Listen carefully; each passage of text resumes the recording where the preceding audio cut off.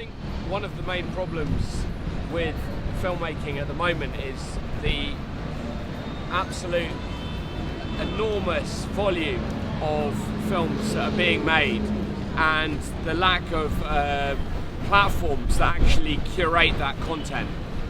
So what Birdies can do is provide a focus whereby you're selecting quite a narrow range of movies from this enormous volume of films and making sure that the films that are shown at Birdies are of the highest possible quality, at the same time as appreciating the fact that students are operating within very tight budget limitations. It's often their first film, they're experimenting with new ways of expressing themselves, and also they're trying to reach across to an international audience, which is often quite tricky because you don't know what's going to work in another country, and that might sound like a really obvious thing that we think about when we make movies, but what makes sense to me and what makes sense to a filmmaker in Brazil, such as the brilliant animation we saw, the experimental animation. So with a film like Fuga Animada, which I think quite rightly won the award for Best Experimental Short,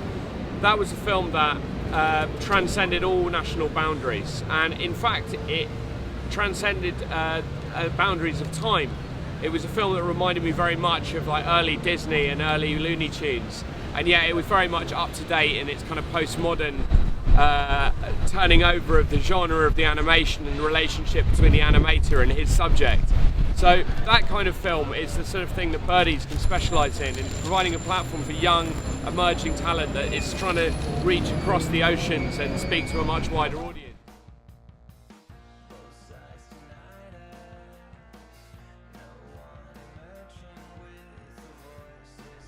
So I'm really looking forward to the 5th Birdies because I was genuinely bowled over and impressed and surprised by the exceptionally high quality of films that were submitted. Short films can be very bad in terms of narrative. It's extremely hard to put together a coherent narrative in such a short time frame, and that was one thing that all the films succeeded in doing, was in telling a story in a short space of time or conveying a concept.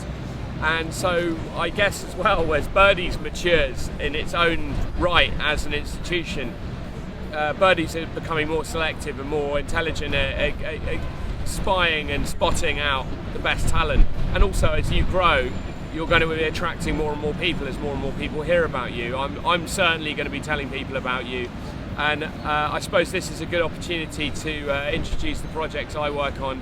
I work at Kampala Film School in Uganda. I helped to relaunch it in 2011, 2012.